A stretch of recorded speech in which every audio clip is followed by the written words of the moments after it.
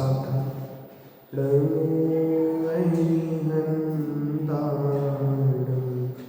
नमो सिद्धाणं नमो आयर्याणं नमो वैच्छायानं नमो ये सर्वसाहुणं मङ्गलं भगवान् वीरो मङ्गलं गौतमो गणे मङ्गलं कुन्दकुन्दायो जैनधर्मोऽस्तु मङ्गलं जैनधर्मोऽस्तु मङ्गलम्। हमारी चर्चा आचार्य बादीप सिंह सूरीकर श्री छत्र चूड़ामणि ग्रंथ पर चल रही है, जिसमें कल अपन ने देखा था कि जो काष्टांगार का हाथी था वह दुखी हो गया था, उसने भोजन का त्याग कर दिया था। कारण क्या था कि जीवंदर कुमार ने जब उसको कुंडल से उस पर वार किया था तो काष्टांगार का हाथी घायल हो गया था, रुष्ट हो गया था। वो तो नीति विधि थी, क्योंकि त्रियंशियों को भी अपमान सहन नहीं होता, उसका अपमान कर दिया था जीवंदर कुमार ने। तो ये बात जब काष्टांगार को पता चली तो काष्टांगार बहुत गुस्सा हुआ। पहले से ही गुस्सा था, 3 कारण बताए थे गुस्से के कि पहला तो उससे शादी हो गई थी, दूसरा उसने बीणा वादन में विजय प्राप्त कर ली थी, और एक ब्यादों से गायों की रक्षा की थी। इन 3 चीज़ों से उससे कुपित था। और एक और कारण मिल गया हाथी वाला, तो गुस्से में आ गया।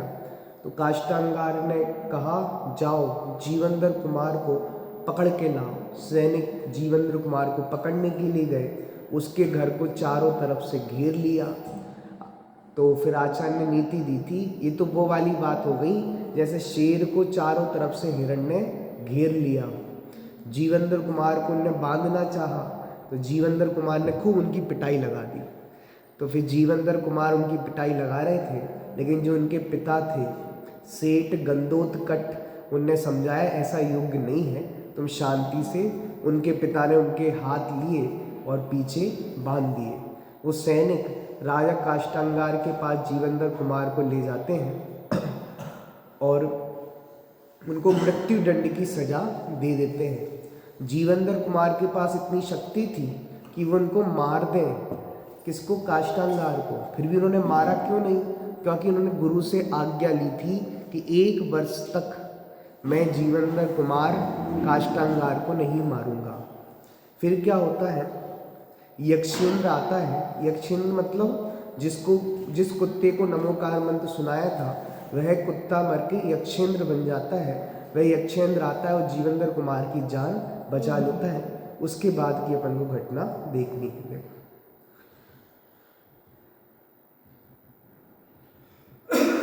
15वें नंबर का श्लोक।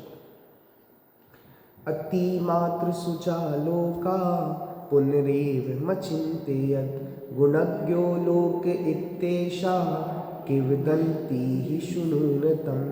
फिर प्रजा ने अत्यंत शोक से इस प्रकार विचार किया, लोग गुणों को जानने वाले होते हैं, ये किवदंती बिल्कुल सत्य है। दुष्ट काष्टांगार ने जीवंदर कुमार को मृत्यु दंड दे दिया। कहा था ना कि इसको टांग दो सूली पर, मार दो इसको। यह जानकर प्रजा अत्यंत दुखी हुई। जब ये घटना पूरे नगर में फैल गई तो सारी प्रजा दुखी हो रही, क्योंकि ये सर्वमान कहावत है, मनुष्य गुणग्राही होते हैं और गुणों का आदर करते हैं। मतलब सामान्य मनुष्य तो गुणाज्ञ पुरुषों की आदर करते हैं, और जीवंदर कुमार के बारे में उनको पता था कि बहुत गुणज्ञ हैं, गुणवान हैं, तो उनका आदर भी करती थी। तो बहुत दुखी हुए प्रजाजन कि इतने सज्जन पुरुष को इन्हें मृत्युदंड की सजा दे दी। अभी उनको पता नहीं चला कि यक्षेंद्र उनको बचा के ले गया। सर्वमान कहावत है कि मनुष्य गुणग्राही होते हैं, गुणों का आदर करते हैं। विशेषार्थ, यक्षेंद्र जीवंदर कुमार को ले गया और वे पूर्ण सुरक्षित हैं, ये बात आम जनता को मालूम ही नहीं है। उन्होंने तो काष्टांगार द्वारा जीवंदर कुमार को मृत्यु दंड दिए जाने का ही समाचार सुना है। उनने तो यही समाचार सुना है कि काष्टांगार ने जीवनधर कुमार को मृत्यु की सजा दे दी। अतः वह अत्यंत दुखी हुई। प्रजा के दुख से प्रकट होता है। मनुष्य गुणज्ञ होते हैं और गुणी जनों का आदर करते हैं, अन्यथा प्रजा शोक प्रकट क्यों करती? प्रजा दुखी क्यों हो रही थी? एक सज्जन पुरुष को इन्होंने सजा दे दी। इसलिए सामान्य प्रजा भी गुणों को ग्रहण करती है, सज्जन पुरुषों का सम्मान करती है। देखो, काष्टांगार की दुष्टता का विचार। अति लोकमिदं साट्यम काष्टांगारस्य दुर्मते, एतावदेव किं साट्यम स्वामी द्रोहाद बिम्यता। दुष्ट बुद्धि काष्टांगार की यह दुष्टता लोक को भी उल्लंघन कर गई, अथवा अपने स्वामी के द्रोह से डरने वाले काष्टांगार की इतनी दुष्टता क्या अधिक है? जो अपने स्वामी से दुष्टता कर सकता है तो वो तो किसी को भी मृत्यु की सजा दे सकता है, उसमें कोई अधिक आश्चर्य की बात नहीं है। देखो, दुष्ट बुद्धि काष्टांगार ने निरपराधी और गुणवान जीवनधर कुमार को मृत्यु दंड देकर अपनी भयंकर दुष्टता का ही परिचय दिया। कितना दुष्ट व्यक्ति है जिसने कुछ नहीं बिगाड़ा, उसको सजा दे रहा है मृत्यु की। जो अपने स्वामी सत्येंद्र के प्रति राजद्रोह करने से नहीं डरा, उस दुष्ट काष्टांगार की दुष्टता कुछ अधिक नहीं है, इसमें कोई आश्चर्य की बात नहीं है।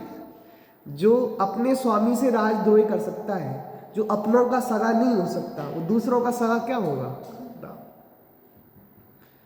आपको पता है रानी लक्ष्मीबाई थी ना, रानी लक्ष्मीबाई कहाँ है, कहाँ दुखी है, उनके एक जानने वाले ने बताया था अंग्रेजों को।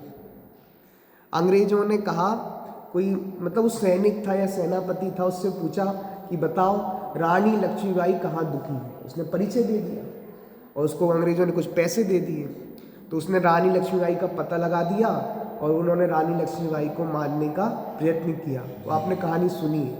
फिर वो कहा, अंग्रेजों के पास गया, साहब आप ही अब मेरे मालिक हैं, अब लक्ष्मीबाई जी तो रही नहीं। तो अंग्रेजों ने एक बहुत अच्छी बात कही, तू अपने वालों का सगा नहीं हो सकता तो हमारा क्या सगा होगा? बताओ, जिन रानी लक्ष्मीबाई के यहाँ तूने इतना काम किया, इतना वफादार था और तूने उनका पता बता दिया कुछ चंद पैसों के चक्कर में, तो खुद वालों का सगा नहीं हो सकता तो हमारा क्या सगा होगा? ऐसी तूने खुद के राजा के साथ विश्वासघात कर दिया, तो किसके साथ विश्वासघात करे, उसमें आश्चर्य क्या है? राजद्रोह करने में सभी प्रकार के द्रोह समाहित हो जाते हैं, इसमें पांचों प्रकार के पाप भी गर्भित हो जाते हैं। अतः ऐसे राजद्रोह की दुष्टता करने वाले काष्टांगार द्वारा एक वणिक पुत्र को मृत्युदंड देना विशेष दुष्टता कैसे हुई? काष्टांगार की दृष्टि में तो जीवनधर कुमार एक वैश्य पुत्री ही है। अभी तो किसके पुत्र हैं? व्यापारी के बेटे हैं। उसे अभी ये पता नहीं है कि जीवनधर कुमार राजा सत्येंद्र के ही पुत्र हैं। सारी जनता को ये पता है सेठ के पुत्र हैं। देखो, यमराज भी पक्षपाती, ये जनता चर्चा कर रही है कैसा कलयुग आ गया, यमराज भी पक्षपाती हो गया। संबत्यपि दुर्वृत्ति राशि दण कपूपवत, नाही सारतया हंता सोपि ग्रहणाति दुर्जनान। खेद है, सबके एक सा बर्ताव करने वाला यमराज भी दुष्ट राजा के सदृश दुराचारी हो गया है। निश्चय से वह यमराज भी सार रहित होने से दुर्जनों का ग्रहण नहीं करता। मतलब यमराज भी पक्षपाती हो गया। इतने सज्जन पुरुषों को इतनी जल्दी उठा के ले जा रहा है, ये तो यमराज का पक्षपात है। प्रजा विचार करती है, ये महान खेद की बात है कि यमराज जो सबके साथ समान व्यवहार करता है, वह भी दुष्ट राजा की तरह पक्षपाती हो गया है, क्योंकि वह भी काष्टांगार जैसे दुर्जनों को निस्सहार समझकर यमलोक में नहीं ले जा रहा। वो कह रहा है काष्टांगार को ले जाके क्या करेंगे हम यमलोक में, ये तो दुर्जन है, यहीं रहने दो, हमारे सज्जन को ही ले जाते हैं। वो कहते हैं हमारा यमलोक सज्जनों से भरा रहे, वहाँ दुर्जनों की आवश्यकता नहीं है, दुर्जन तो यहीं रहे। मतलब बड़ी विचित्र बात है। आप देखना, जो अच्छे अच्छे पुरुष होते हैं वो कम उम्र में ही चले जाते हैं, और जो दुष्ट लोग होते हैं वो सालों साल जीते हैं। होते ही ना, जिन्होंने बहुत, तोड़ामल जी को 47 साल की उम्र में ले लिया, और बाकी नेता लोग कुछ भी कांड करें, कुछ भी पाप करें, 100-100 साल, 90-90 साल तक जी रहे हैं। कहीं अमेरिका इलाज कराते हैं, कहीं ब्रिटेन, कहीं लंदन सर्जरी कराने जा रहे हैं, अभी तो हम जिंदा हैं। पापी लोग संसार में ज़्यादा रहते हैं और जो उज्जवल चरित्र वाले लोग होते हैं वो जल्दी चले जाते हैं। तो बताओ, टोडामल जी 47 साल ही जिए, वो तो दादा ने रिसर्च करके बताया। लेकिन पहले तो लोग कहते 27 साल की उम्र में ही चले गए। कितने साल में? 27 साल में चले गए। फिर दादा ने PhD की तो सिद्ध किया 47 साल उनकी उम्र रही होगी। अब सुनना, इतनी जल्दी चले गए 47 साल की उम्र में। लोग कह रहे होंगे इतनी जल्दी क्यों उठा लिया? क्योंकि यमराज ही पक्षपाती है, सज्जनों को जल्दी उठा लेता है, दुर्जनों को यही रहता है, भैया अब तुम्हारा समय आएगा तभी उठाएंगे तुम्हें, अबे हमें तुम्हें ज़रूरत नहीं है तुम्हारी। इसलिए वो दुर्जन यहीं रह गए, सब सज्जनों को ले जाता है। बोलो, श्रीमद रायचंद जी कितनी कम उम्र में चले गए। कैसा यमराज पक्षपाती है, जल्दी जल्दी ले लेता है दुर्जनों सज्जनों को, दुर्जनों को यहीं छोड़ देता है। वह भी दुष्ट राजा की तरह पक्षपाती हो गया, क्योंकि वह भी काष्टांगार जैसे दुर्जनों को निस्सार समझकर यमलोक में नहीं ले जाता। प्रजा को काष्टांगार जैसे दुष्ट राजा का जीवित रहना अच्छा नहीं लग रहा था। वह विचार करती है कि सबके साथ निष्पक्ष व्यवहार करने वाला यमराज भी पक्षपाती हो गया क्या? तभी तो वह दुर्जन एवं महादुष्ट काष्टांगार को यमलोक में, काष्टांगार को नहीं ले जा रहा, बेचारे सज्जन किसको ले जा रहा है? जीवंदर कुमार को ले जा रहा है। इसका तात्पर्य है कि जन समुदाय काष्टांगार को बिल्कुल ही नहीं चाहता था। वो कह रहे थे भैया इस काष्टांगार को ले जाते तो का बोझ कम हो जाता, और तो हम हमारे इतने सज्जन पुरुष जीवंदर कुमार को ले जा रहे हो, काष्टांगार को उठा लेते। क्योंकि तो प्रजा के मन में भी ये भाव था काष्टांगार अच्छा राजा नहीं है। कैसा राजा नहीं है? अच्छा राजा नहीं, बहुत दुष्ट राजा है, दुष्ट प्रकृति का राजा है। वह तो काष्टांगार की मृत्यु की कामना करता है और जीवंदर कुमार को अपना 11वां प्राण समझता है। मतलब जन समुदाय जीवंदर को अपना प्राण समझते थे, इतनी विनय और इतना भाव था। इससे जन समुदाय की गुण ग्रहता की भावना स्पष्ट होती है। यमराज की मान्यता वैदिक धर्म की है, हमारे यहाँ नहीं है। हमारे यहाँ कोई यमराज ममराज नहीं है, और वो भी नहीं है। कौन होते हैं वो? हिसाब किताब कौन लिखते हैं? अरे मुनीम नहीं है, यमराज के चित्रगुप्त। हमारे यहाँ कोई चित्रगुप्त नहीं है, कोई यमराज नहीं है। ये तो वैदिक धर्म में मान्यता है कि एक यमराज है और एक चित्रगुप्त है, तुम्हारे पुण्य पाप का लेखा जोखा रखते हैं। तो ये सामान्य जगत की बातें हैं, इसलिए यह सामान्य लिए ये मत समझ लेना कि हमारे जैन धर्म में भी यमराज है, चित्रगुप्त है। यमराज की मान्यता वैदिक धर्म की है, जैन धर्म में नहीं है। यहाँ तो मात्र यमराज को दृष्टांत रूप में ही लिया है। किस में लिया है? दृष्टांत रूप। देखो, सज्जन और दुर्जन का स्वभाव, सज्जनों का स्वभाव कैसा होता है और दुर्जनों का स्वभाव कैसा होता है, मतलब अच्छे लोग कैसे होते हैं और गलत लोग कैसे होते हैं। बारी हंस इव क्षीरम सारम गृह्णाति सज्जना, यथा श्रुतम यथा रुच्यम सोच्यानाम ही कृतिर्मता। सज्जन पुरुष जल में से दूध ग्रहण करने वाले हंस के सदृश वस्तु का सार ग्रहण कर लेते हैं। सज्जन किसे कहते हैं? जो हंस के समान है। किसके समान है? हंस क्या काम करता है? दूध को अलग कर देता है और पानी को अलग कर देता है। पता है हंस की क्वालिटी है, उसकी चोंच में खट्टापना है, तो वो दूध और पानी को ऐसे छांटता नहीं है। उसकी जो चोंच में खटास है वो दूध में जाती है, तो अपने आप पानी और दूध अलग अलग हो जाता है। किसके कारण? उस खटास के कारण।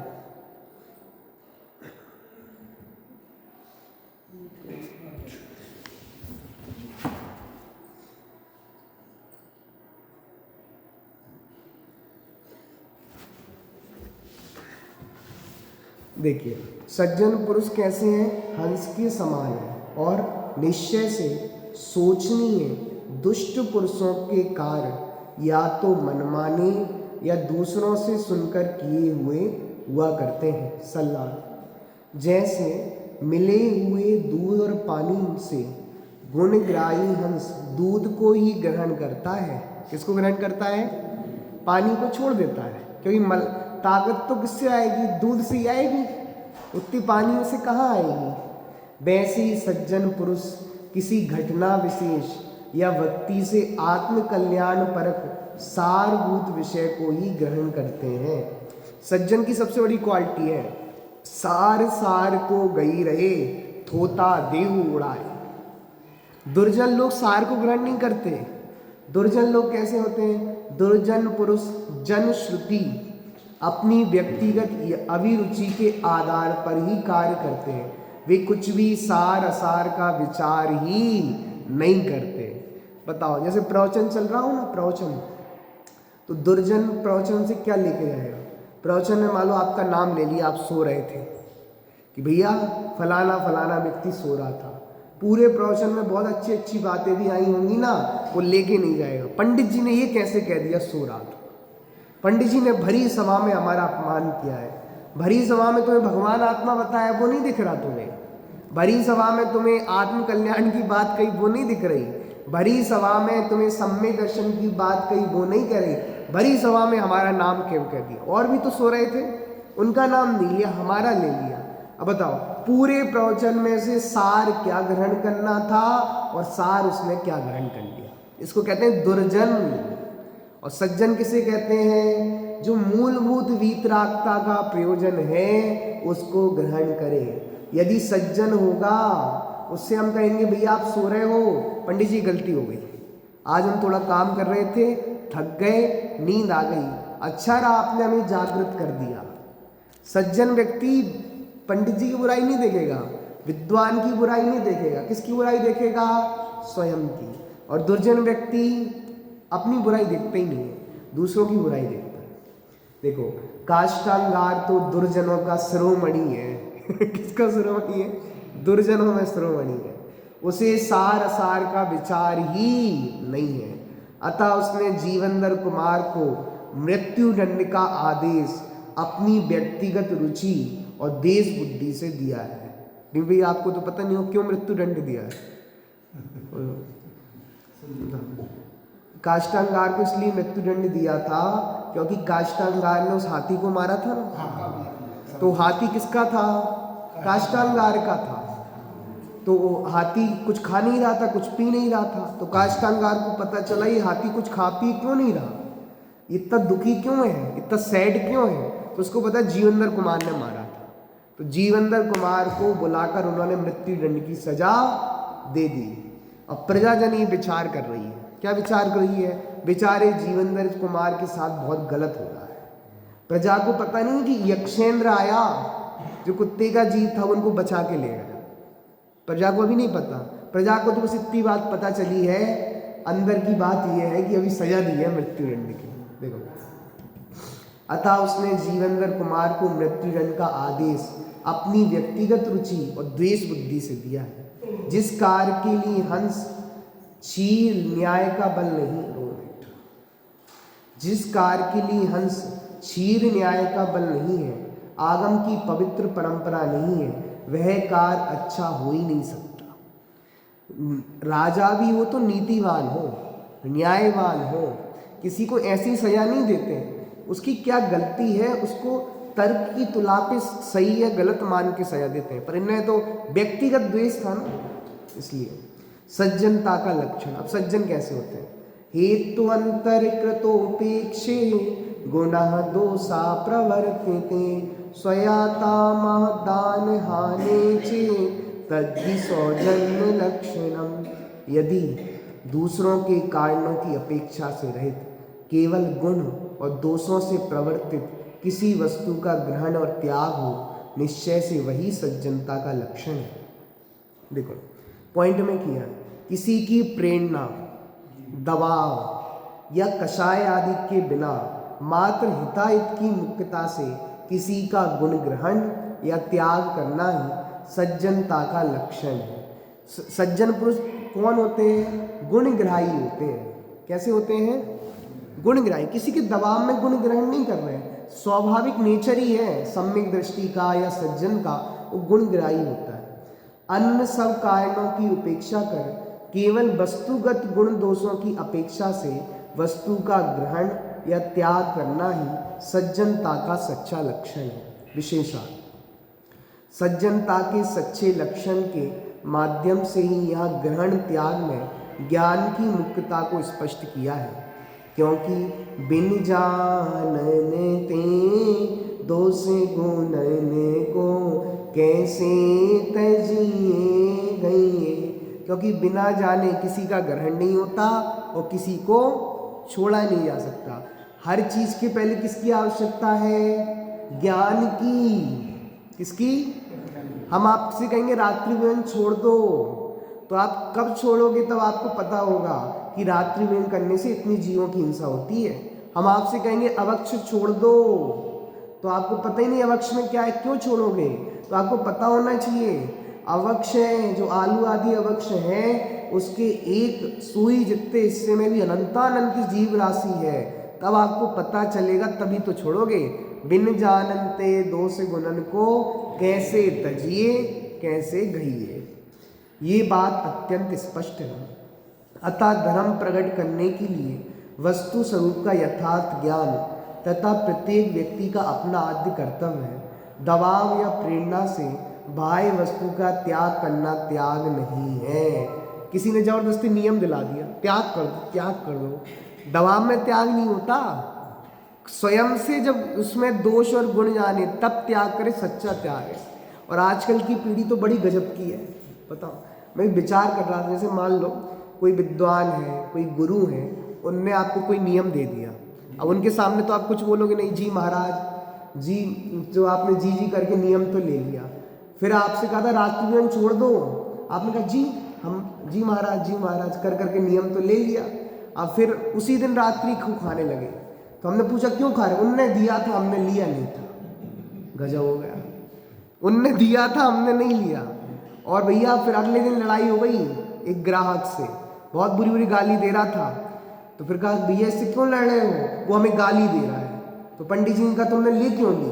अच्छी चीज़ तो लेते नहीं हो, बुरी चीज़ लेते हो। नियम दे रहे थे, अच्छी चीज़ थी वो नहीं लेते, और गाली बुरी चीज़ है वो ले लेते हैं। गजब के व्यक्ति हो तुम, गजब की तुम्हारी सज्जनता है। अच्छी चीज़ लो ना। बोलो चाचा जी, अच्छी चीज़ लेनी चाहिए कि गंदी चीज़ लेनी चाहिए? गाली लेते हैं तो गंदी चीज़ लेते हैं कि अच्छी चीज़ लेते हैं? बताओ। गुरुजी आपको नियम दिला रहे थे, आपने कहा जी का मतलब लेना होगा तो ले लेंगे, नहीं लेना होगा तो आपका आपके पास। मैंने सुना है लोगों से, वो कह तो देते हैं जी हमने सब नियम ले लिए, लेकिन उसी दिन से स्टार्ट होता है सब कुछ, क्योंकि हमने लिए ही नहीं। उनने दिए तो सही, हमने लिए नहीं। तो गाली में भी तो ये लगाओ, उनने दी हमने नहीं ली। गाली में नहीं लगाएंगे, अब शब्दों में नहीं लगाएंगे, अच्छी चीज़ में ज़रूर लगा लेते हैं। देखो, किसी के दबाव या प्रेरणा से कोई चीज़ छोड़ी नहीं जा सकती, कोई नियम नहीं ले सकता। स्वयं का निर्णय होना चाहिए, स्वयं को चीज़ के बारे में जानकारी होनी चाहिए, और जानकारी पूर्वक त्याग किया जाता है वो सच्चा त्याग होता है। आपको जब तक नहीं पता रात्रि भोजन में क्या दोष है और आपने छोड़ दिया, वो तो रूढ़ी बाध्यता है। कोई आपसे प्रश्न करे रात्रि भोजन क्यों छोड़ दिया, आपके पास जवाब ही नहीं रहेगा। कोई आपसे पूछे आलू क्यों छोड़ दिया, नहीं हमारे यहाँ खाते नहीं तो हम भी नहीं खाते, जवाब तो होना चाहिए आपके पास। वास्तव में ज्ञान ही प्रत्याख्यान है, समय सार की 34 नंबर की गाथा। धोबी वाला उदाहरण दिया ना, बताओ, जिसने पढ़ी होगी तो समझ जाएगा, और नहीं पढ़ी होगी तो अपन सोच रहे हैं सुबह समय साल लेंगे, अष्टपहर पूरा हुआ। चलो आगे। युक्ता युक्त वितर्केऽपि तर्क रूढ़ा विदावती पराणुकात् फलं किंबा वैदुष्याद वैभवादपि। देखो, योग और अयोग की विचार न होने पर भी, तर्क सिद्ध उचित कार्य निश्चित हो जाने पर भी उससे विमुख कार्य हो, तो ऐसी विद्वत्ता और ऐश्वर्य से क्या लाभ है? क्या कह रहे हैं? देखो सल्लार्थ में स्पष्ट कर, योग अयोग के विचार पूर्वक तर्क सिद्ध उचित कार्य निश्चित हो जाने पर यदि प्रवृत्ति विपरीत कार्य में हो रही है, तो पांडित्य और ऐश्वर्य कैसा है? व्यर्थ है। आपको बता दिया आलू में जीव है, रात्रि भोजन खाने में इतनी जीवों की हिंसा हो रही है, सब बताने पर भी आपकी प्रवृत्ति वहीं हो रही है। इसका मतलब आपका पांडित्य और ऐश्वर्य निष्फल है, कोई मतलब का नहीं है। ये तो वही वाली बात हो गई, पर उपदेश कुशल भऊ तेरे। दूसरों को ज्ञान कराने में तो सब है और खुद के लिए नियम लागू नहीं होता। ये तो प्रवचन वाली बातें हैं। कौन सी बातें हैं? ये छोड़ दो, वो छोड़ दो, ये ऐसा कर दो, वैसा कर दो। ये बात तो प्रवचन में अच्छी लगती है, लौकिक जीवन में थोड़ी ना अच्छी लगती है। बात समझ में आई? ऐसे नहीं होना चाहिए। योग अयोग का विचार और तर्कपूर्ण निर्णय करने पर भी काष्ठांगार ने अपने स्वार्थ और देशवत जीवनधर कुमार को जो मृत्यु दंड का आदेश दिया है, उससे उसका पांडित्य, वैभव, प्रभुता आदि व्यर्थ ही सिद्ध हो गए। क्योंकि इतना सज्जन पुरुष था, योग का निर्णय तो करना चाहिए कि जीवनधर कुमार ने बिगाड़ा क्या था। वो हाथी को उसने मारा ऐसे नहीं था, उसकी जान बचाने के लिए। किसकी? गुणमाला की। किसकी? गुणमाला की जान बचाने के लिए हाथी को मारा था, व्यर्थ में नहीं मारा। वो हाथी पागल हो गया था, वो प्रजा का इतना नुकसान कर सकता था, तो प्रजा की रक्षा के लिए हाथी को मारा था, ऐसे वैसे ही नहीं मारा। थोड़ा विवेक लगा लेता काष्ठांगार, लेकिन विवेकवान होता तो फिर वो काष्ठांगार नहीं होता। दिक्कत तो ये है। देखो, भाई और मित्र भी दुखी। अब काष्ठांगार ने सजा दे दी है जीवनधर कुमार को। ये बात हवा की तरह पूरे नगर में फैल गई। अब उनके भाइयों को भी पता चली, भाई था ना उनका एक, और मित्रों को भी पता चली, तो वो दुखी हो रहे हैं। इत्युवा दादिमापन्ने लोके ते पीयूषवा सकाय सानुजा सर्वे पश्यतापमुपागमन। इस प्रकार के विचार से प्रजा के सारे लोगों को मानसिक पीड़ा होने पर युद्ध की इच्छा करने वाले छोटे भाई नंदांडे, क्या नाम है, सहित वे सब मित्र भी जीवनधर कुमार के मृत्यु दंड के समाचार से पश्चाताप करने लगे। अभी उन्हें पता नहीं है, क्या बात पता नहीं है? ये अक्षेन्द्र ले गया उठाकर। काष्ठांगार द्वारा जीवनधर कुमार को मृत्यु दंड देने के समाचारों से जन समुदाय को तो दुख किया ही, उनके छोटे भाई नंदांडे और मित्रगण भी दुखी होकर पश्चाताप करने लगे। अरे ये क्या हो गया, हमारा भाई मृत्यु को प्राप्त हो गया। उनके मन में काष्ठांगार से युद्ध करने की इच्छा बलवती हो गई। भाई छोटा था और बड़ा भाई चला गया हो तो कितना दुखी होगा। तो उसके मन में भी इच्छा हुई, होने दो राजा, हम भी युद्ध लड़ लेंगे। ऐसा हमें इच्छा हो रही ना, भले ही 125 करोड़ हिंदू हों, चाहे अन्य मत वाले हों, हम भले ही 40-50 करोड़ हों, शिखर जी के लिए हम लड़ेंगे। भले ही हम मुट्ठी भर हों, लेकिन हम अपने क्षेत्र के लिए नहीं लड़े तो इतिहास माफ नहीं करेगा तुम्हें। इतने जैनी थे और अपने सम्मेद शिखर को नहीं बचा पाए। होने दो ना काष्ठांगार राजा, क्या कर लेगा? हम भी तो कुछ है ना, अपने भाई के लिए प्राण न्यौछावर करने तैयार है। ऐसे ही होने दो कितनी भी समाज और कितना भी कुछ, भले ही सरकार सुने नहीं, भले हम अपना कर्तव्य तो करेंगे, हम अपना शक्ति प्रदर्शन तो करेंगे। और सरकार क्यों नहीं झुकेगी? झुकना पड़ेगा सरकार को। अगर हम एकता में रहेंगे, हम एकत्रित रहेंगे, और हम, वो मुट्ठी बनती है ना, मुट्ठी, कोई कहे हम मुट्ठी भरे, तो मुट्ठी भी बहुत बलवान होती है, मुक्का मारने की भी मुट्ठी काफी होती है। बताओ, इच्छा होनी चाहिए, बस भक्ति होनी चाहिए। भक्ति, उस दिन मैंने कहा था ना, जैसे वक्तांबर जी में कहा है ना कि वो शेर से लड़ने के लिए हिरण की माँ, किसकी माँ? हिरण की माँ लड़ने पहुंच जाती है। शेर के सामने क्या औकात हिरण की? हिरण उसके मुंह में फंसा है, लेकिन उसको अपने बच्चे के प्रति इतना अनुराग आ रहा है कि शेर से लड़ने पहुंच गई। बताओ, शक्ति नहीं है पर क्या है? भक्ति है। ऐसे ही हमें सरकार से लड़ना हो, जिसे करोड़ों लोगों का समर्थन प्राप्त हो, पर हम भले ही करोड़ों की संख्या में ना हो, लेकिन हम लड़ेंगे। भले ही हमारे पास शक्ति ना हो, लेकिन हमारे पास भक्ति है। हमें सम्मेद शिखर की भक्ति है, हमें अपने तीर्थ क्षेत्रों के प्रति भक्ति है। हम लड़ेंगे, अंतिम सांस तक लड़ेंगे। जब तक सम्मेद शिखर हमारा तीर्थ क्षेत्र घोषित नहीं होगा, तब तक हम लड़ेंगे, क्योंकि हमें भक्ति है। भक्ति में शक्ति नहीं देखी जाती। बताओ, शक्ति नहीं देखी जाती, भक्ति तो हृदय का भाव होता है। भक्ति में अंतरंग की प्रेरणा देखी जाती है। देखो, माता पिता भी दुखी हो गए। अरे जीवनधर कुमार को मृत्युदंड मिल गया, हमारा जीवनधर कुमार तो मर गया। माता पिता दुखी हो गए। स्मरन्तौ मुनि वाक्यस्य सप्राणौ पितरौ स्तौ वितते मुनि वाक्येऽपि प्रामाण्यं वचने कुतः।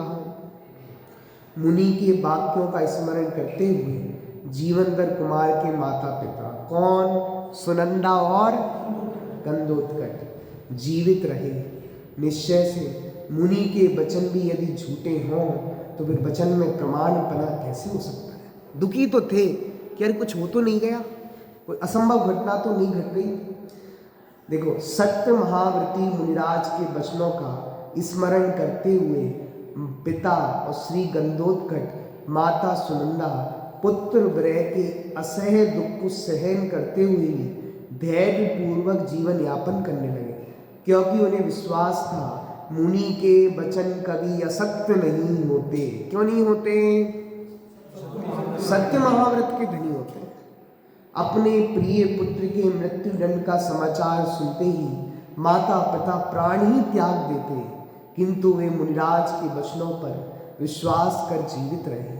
उन्होंने एक बार मुनिराज के श्रीमुख से अपने पुत्र जीवनधर कुमार की उन्नति के सूचक सुखप्रद भविष्य के वचनों को प्रत्यक्ष में सुना था। उन्हें पता था काष्टांगार जीवनधर कुमार इतनी जल्दी मरने वाले नहीं है, इनका भविष्य बहुत उज्जवल है।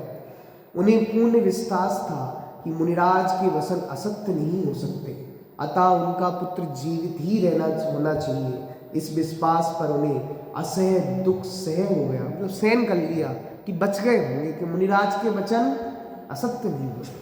यदि सत्यव्रती मुनिराज के वचन असत्य हो जाए तो वचन की प्रामाणिकता सत्यता ही नहीं रहेगी, वचन की प्रामाणिकता खंडित हो जाएगी, मुनिराज की प्रतिष्ठा नहीं घटेगी। अगर सत्य महाव्रत के मुनिराज असत्य बोलते हैं तो फिर वचन प्रामाणिक भी होते, हम ये नहीं कह सकते। इतने ऊपर पोस्ट पे बैठा हुआ व्यक्ति असत्य नहीं बोल सकता। जीवनधर कुमार का समता भाव, उस समय जीवनधर कुमार समता भाव में थे। कोई दुखी हो रहा था, कोई सुखी हो रहा था। दुखी कौन हो रहे थे? प्रजाजन, माता पिता। और सुखी कौन हो रहा था? काष्टांगा। बोलो क्या? हाँ, दुखी भाई हो रहे थे, मित्रगण हो रहे थे, सुखी काष्टांगार हो रहा था। लेकिन जीवनधर कुमार तो समता भाव में थे। इसका नाम है ज्ञानी। कोई दुखी होता है, कोई सुखी होता है। ज्ञानी न सुखी होते हैं न दुखी होते हैं। क्या रखते हैं? समता।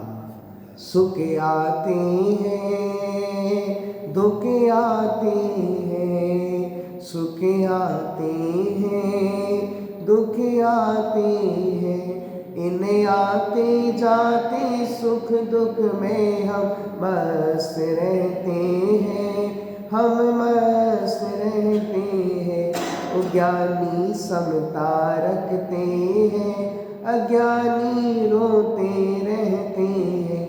ज्ञानी समता रखते हैं, अज्ञानी रोते रहते हैं।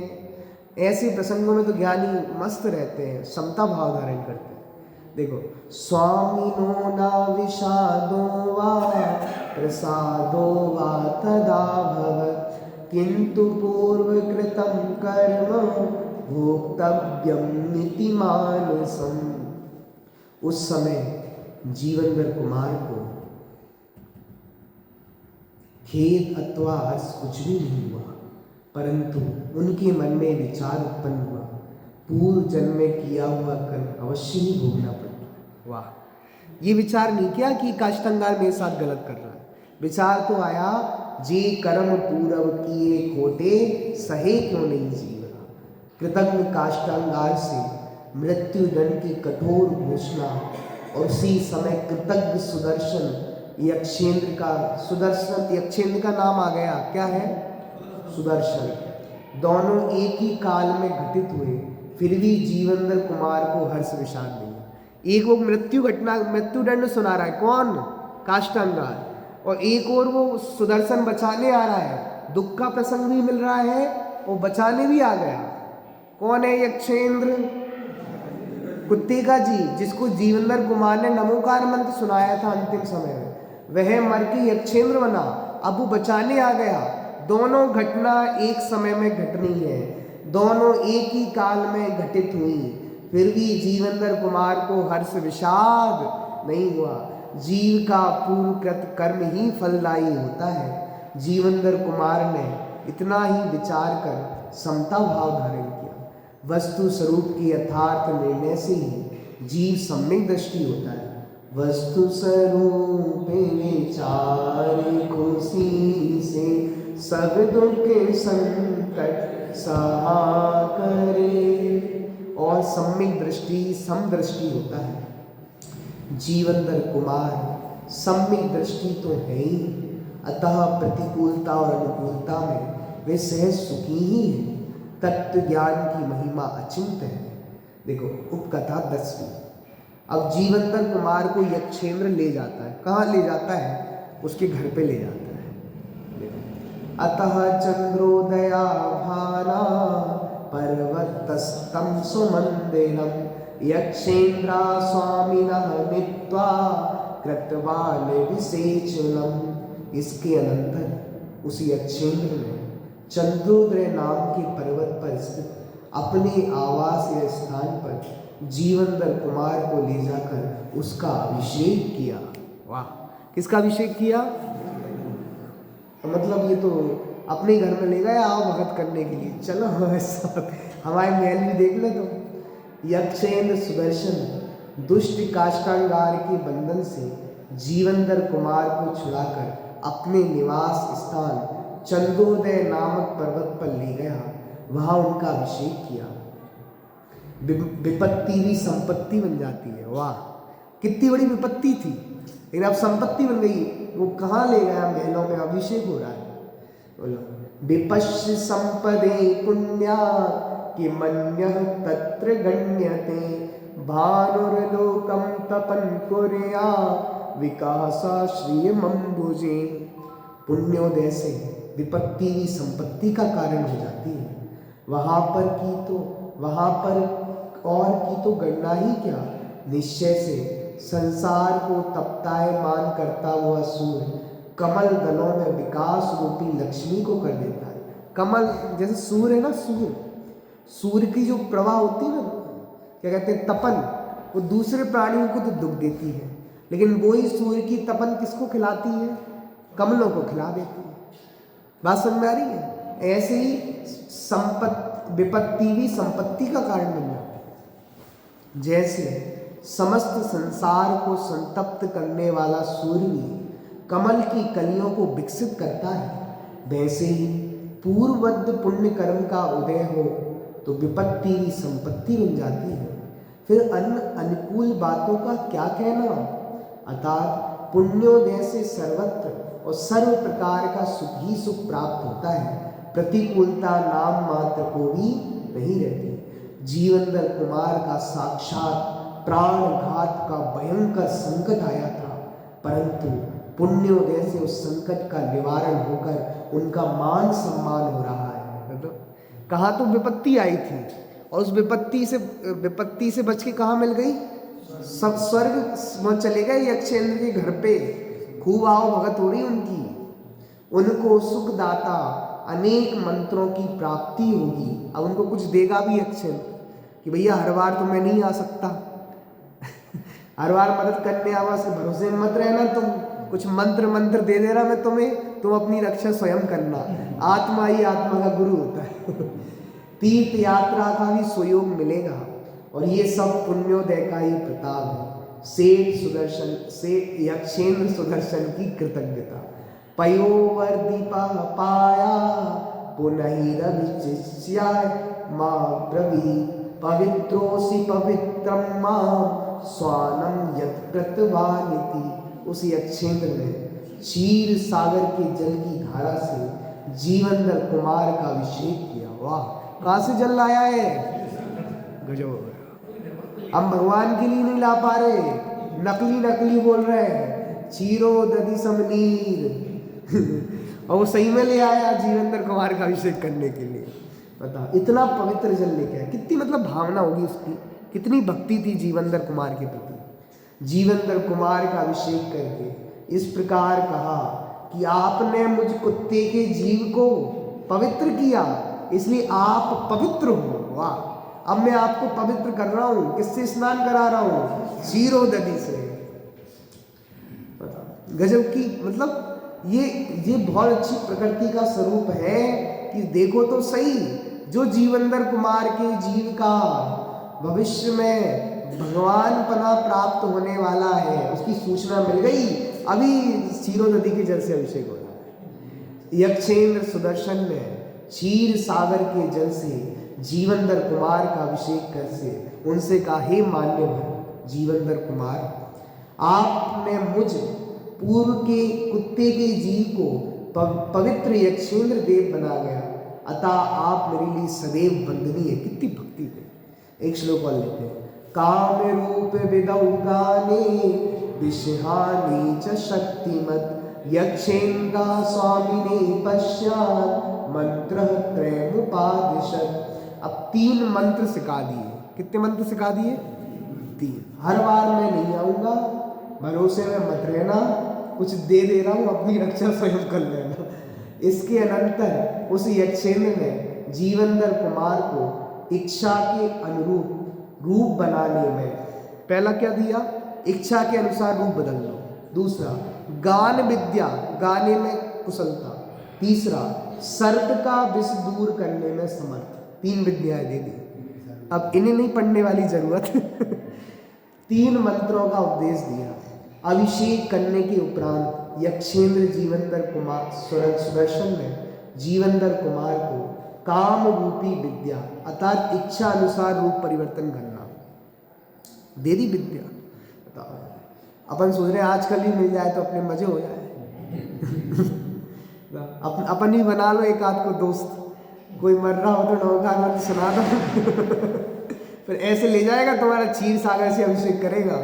तो ये 3 विद्या ले लेना उससे कि भैया आपने पहले जीवंदर कुमार को दी थी ना, वैसी वाली चाहिए। देखो, गान विद्या में निपुणता और विष हाने अतः सभी प्रकार के विष दूर करने वाली ऐसी विद्या दे दी कि आप किसी का भी विष दूर कर सकते हो, सर्प का, सबका। यक्षेंद्र सुदर्शन ने जीवंदर कुमार के प्रति कृतज्ञता ज्ञापित करते हुए एवं अत्यंत सम्मान पूर्वक 3 विशेष मंत्र उन्हें प्रदान कर दिए। और अपन कल देखेंगे कि वो मंत्रों का आगे आगे क्या प्रयोग होता है और फिर जीवंदर कुमार यक्षेंद्र उनको क्या कहते हैं। शोध स्वरूपी अविनाशी